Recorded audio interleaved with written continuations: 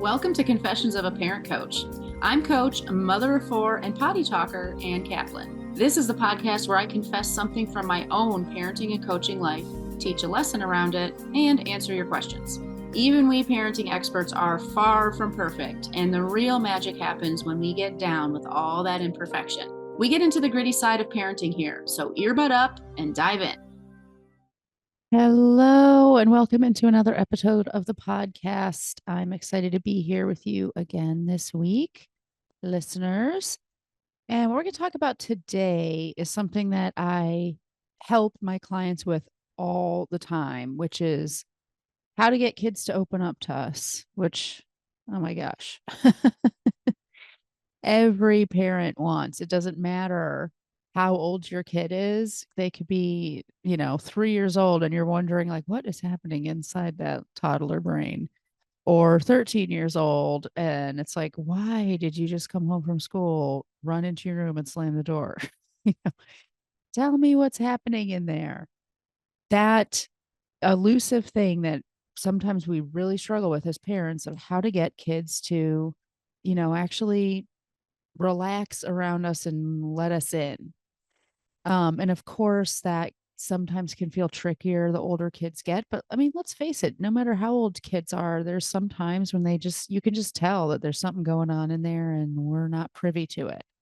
So we're going to talk about that today. And one of the things that I want to use to talk about that today is my confession for you. So and this is a twofold confession, although the first part of it probably is just going to make you laugh. But a couple of years ago, this is kind of a funny story, actually. A couple of years ago, I was visiting, I was hanging out with two friends of mine. And oh my gosh, I don't even remember how we got on the topic, but I was talking, we were driving home from lunch, and I said, I think, this one friend and I think we have a lot in common. And both of my friends just burst into laughter. And they're like, what do you think we have in common? And I was like, well, we're both smart and funny and, said a couple things. And they're like, okay, but like you're really intense. And my other friend, Elena, not so much. And I was like stunned. I actually said in the car and was like, I'm intense. What are you talking about? And I mean, now the laughter in the car has escalated to, epic proportions. And the two of them are like, you don't know that you're intense? Listening to these girls tell me that I was an intense person was news to me. I was the last one to get the memo on how intense I am. I did not consider myself to be an intense person because I know the like magnitude of like fire and passion that is inside of me that I am restraining and holding back all the time because I'm trying to be measured and not intense. And the fact that like that intensity is still like blatantly obvious to everybody who meets me was just, it was a surprise because I thought I was doing a pretty good job of like keeping it, measured. But then also there was a part of me that was kind of like, oh shoot, like you found out, like that intensity that I have is something that actually sometimes I feel really frustrated about or almost even ashamed of because it comes out as, you know, maybe aggression, or I could be considered like too forceful or a bully, even, and stuff like that. And of course, I hate thinking of myself that way or thinking that people would perceive me that way. But that intensity, there's a reason why I'm bringing this up. Newsflash, I'm intense. What a great confession, right? Like, even if you just listen to one episode of this podcast, you probably are like, yeah. But the second confession I have is actually something that happened just yesterday with one of my kids, which is had borrowed a toy from a friend, playing with this toy, and it broke. And he was devastated. Now, this is a new friend that he's just starting to form a friendship with. He's super excited about, really, really likes this guy. And he also knew that this thing that his friend had lent him was very precious. And he just started beating himself up, which is what Sky likes to do. I'm the worst friend ever. I'm so stupid. I'm, terrible, all this stuff. I don't know. What do you think this intense mom wanted to do? And I actually attempted to do, and before remembering that that is not a useful use of my powers, of course, I wanted to tell him to stop thinking that way and reframe what he was saying. And so, I'll give him the whole talk about like everyone makes mistakes.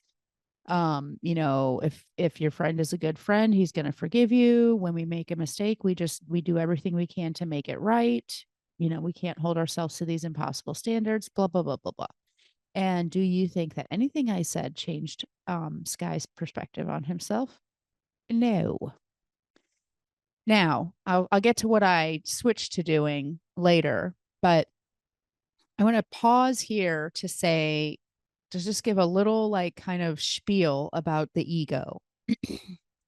So, all of us, obviously, we all have egos, and there's a million different ways that we can talk about the ego or describe what the ego is or how it forms or all of those things. But for the intent of this conversation, all I want you to know is that our egos exist because they're sort of like they're a suite or a collection of protective habits, behaviors, strategies, even beliefs and thoughts that we have cultivated over the course of our lives to keep us safe. And because our egos were formed mostly when we were very young, they're pretty childish. The strategies that they have are pretty childish, and our higher self recognizes how childish they are. Like, for example, like a really common strategy that many of us have as part of our egos is, you know, in Sky's case, for example, if I don't make mistakes, I'll be safe. I need to be perfect, and then everything will be okay. We all have this kind of childish strategy, right? So Sky is expressing his childish strategy. I'm a worst friend ever. I'm so stupid because I made this mistake, right? And, here I am giving him the adult self version of what would be a better strategy. Everyone makes mistakes. It's not a problem to make mistakes. We just make it right and make amends when we make a mistake, and it's no biggie. And we can't control what other people are going to do. And no matter what, there's going to be some people in our lives that no matter how sorry we are and how well we try to make amends, they won't forgive us and we can't control that and blah, blah, blah, blah, blah, blah. All that older adult stuff, the mature, nuanced way of thinking that we grow into as we get older. So all of us have this ego. And the thing that I think most parents don't realize is that your kid has an ego too. Even though they're just little, they're still being formed and their ego is much more like in progress. They have an ego. Like they even like the day your kid comes earthside, they start to create strategies to cope in a world that isn't always comfortable, that is sometimes distressing, that sometimes doesn't make sense. And that is not because we're doing a bad job as parents. There's no possible way for us to receive this newborn from the universe and provide it with an experience earthside that is free from distress, free from confusion, free from discomfort. Just something as simple as like sometimes a baby gets cold, or sometimes a baby feels hungry, or sometimes mom needs a break. All of these things are just actually totally normal things. They're not things that have resulted from you being a bad parent. Now, of course, there are situations in our childhoods and some childhoods that are things that parents could have made better choices about and provided differently. And that's when we start talking about like, a chronic struggle that you have in your relationship with your parents, or maybe even trauma. But no matter what, no matter how amazing your childhood is or how amazing you are as a parent in giving your kid the best childhood possible, they still will develop an ego. So your kid, no matter how old they are, already has childish protective habits and patterns that they use to cope in this world. So, this example that I gave you is perfectly illustrating that, right? Like here I am talking to a kiddo and listening to him tell me his protective strategy. So even though my kiddo is only 10 years old, he already has this protective strategy or way of thinking in his mind that says to himself, you know, if you make mistakes, you're stupid. If you do something wrong in a friendship, you're a terrible friend. We know this isn't true, but this is how his brain works. And I totally get that when I'm saying this, or when you're listening to your kiddo reveal whatever their egoic strategy is, it is like a knife in your heart. Like, how sad that this kid is torturing himself instead of letting himself off the hook. That's awful. But when we approach our kids with this idea of like, fixing their way their brain works, right? Like, let me show you a different way of thinking. Let me, change your way of interpreting this situation. We often mess it up. And so this is what I want you to think about your kid's ego is like a security blanket or like a stuffy. It's like this thing that they have decided is gives them a sense of security, it gives them a sense of safety, it gives them the sense of like comfort. Even though we can also tell that it's causing them pain, they don't recognize that. Most of us don't recognize that our egoic strategies are actually causing us pain. And for all of us, no matter how old we are, kids or adults, our egos are like that stuffy. And I want you to imagine your kiddo is just like sitting on their bed, clinging to this stuffy and using it to make themselves feel better. And you come in the room, and when we do what I did yesterday, what I started doing yesterday with Sky, which is, you make mistakes, it's not a problem. Let me actually tell you that you're wrong. Your egoic strategy is wrong, and I'm going to try to fix this for you. And sometimes we do this in even more intense ways. This is where that intensity piece comes in. When I was a younger parent, my intensity was, ratcheted up to 11 a lot of the times.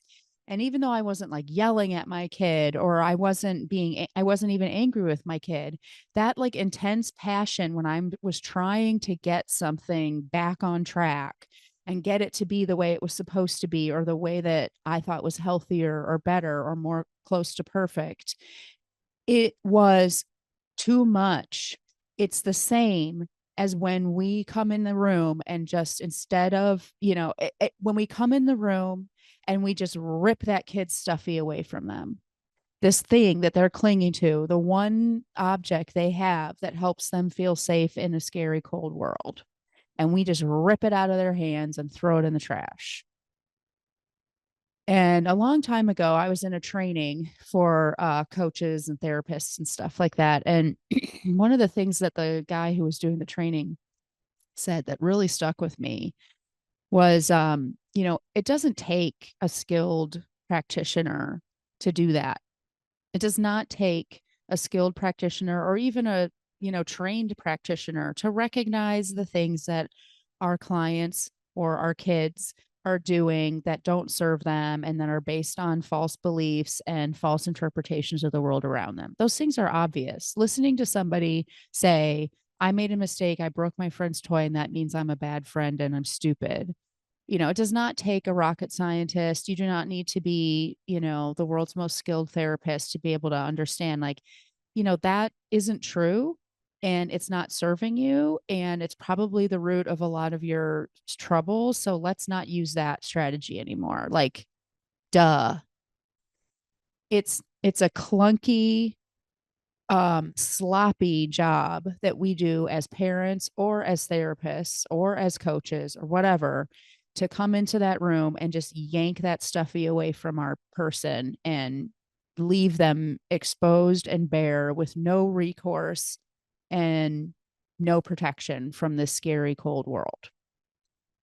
And that is what I used to do way more with my kids. It is what I almost did yesterday with my son when I started basically arguing with him about whether or not he should feel shitty that he had broken this toy of his friends.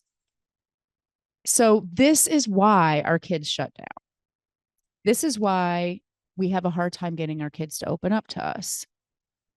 We're ripping that stuffy away from them instead of, I want you to imagine, option B. You come into the room, your kid is sitting on their bed, clinging to their stuffy, and you sit down next to them and you say, wow, that looks like a really cute stuffy. Tell me about it. That looks like a really neat old teddy bear. I wish I had a teddy bear like that. Looks like you really love that teddy bear. Tell me about your teddy bear. Well, his name is Ralph, and I've had him since I was a baby, and he's really soft and cuddly. Wow, cool. What do you love about Ralph? Well, he keeps me warm at night, and he's can be a pillow sometimes, and I like to take him with me everywhere I go, and he makes me feel safe. Wow, I can imagine why you'd want to take him with you everywhere you go if he makes you feel safe. Like, what do you think about Ralph makes you feel safe? Well, it's just really familiar and I've known him my whole life and blah, blah, blah. See how this kid is opening up to me because I'm not trying to take his stuffy away. I'm just trying to connect with him. Right.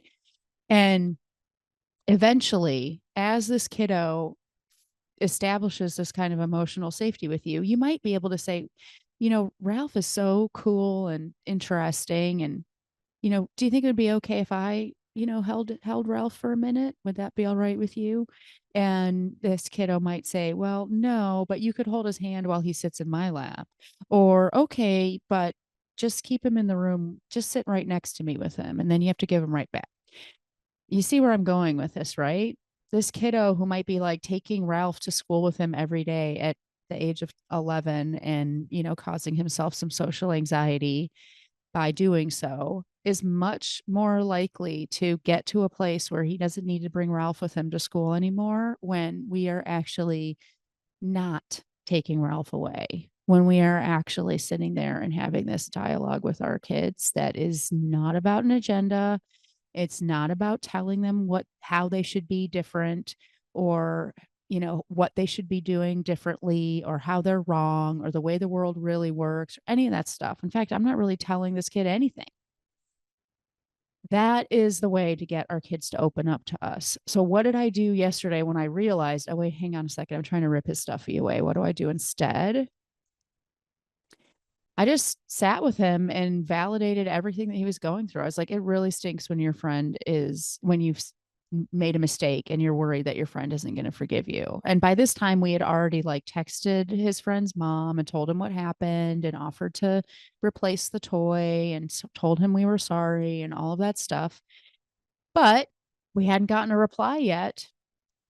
And we went to bed that night. Sky was still had that. He said, I have a pit in my stomach. And instead of me doing what I would have done before, which is to say, you really can let it go. It's okay. You did everything you could and there's nothing more you can do. And you're actually showing up as a great friend right now, which of course is how I wish he would have thought about the situation.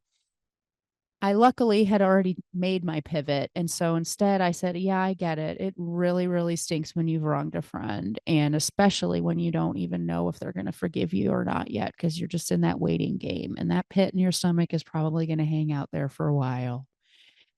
And like 5 minutes later, we got the text from the mom who's like, oh my gosh, don't worry about it. He says he forgives Sky immediately. And, oh, that's so nice for you to replace the toy and everything's going to be fine or whatever. And I read all of that stuff to Sky and I was like, how do you feel now? And he goes, I still feel pretty bad and it's going to take me a minute. And I'm like, yeah, that's fair. I get it. This is the conversation that I wish I would have had from the very beginning with Sky. I wish I hadn't had to pivot because I wish I would have already been on the right track from the get go, but I wasn't. And it's true for all of us, right? Like we often find ourselves going down the wrong path before we realize, like, oh, hang on a second, this isn't what I want to be doing. But this was the path that actually helped Sky relax and fall asleep.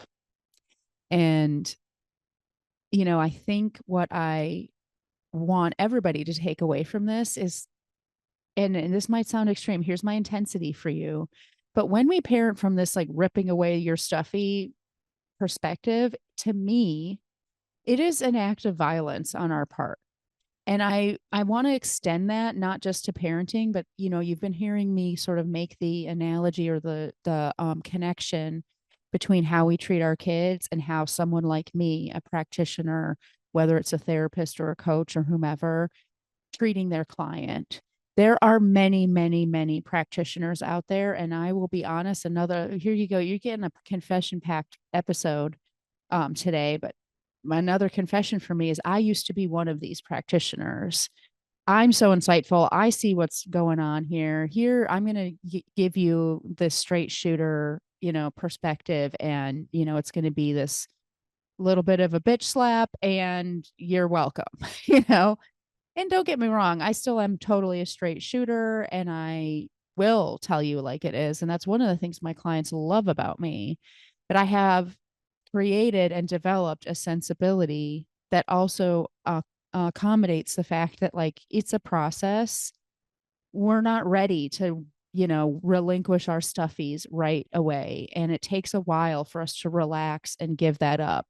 And that little kiddo with Ralph is 10 times more likely to receive my, tell it like it is, mic drop moment if it comes on the heels of 30 minutes of us just loving each other and relaxing about Ralph. And then I finally say, I think that your life at school would be a lot better if you left Ralph at home. What do you think about that?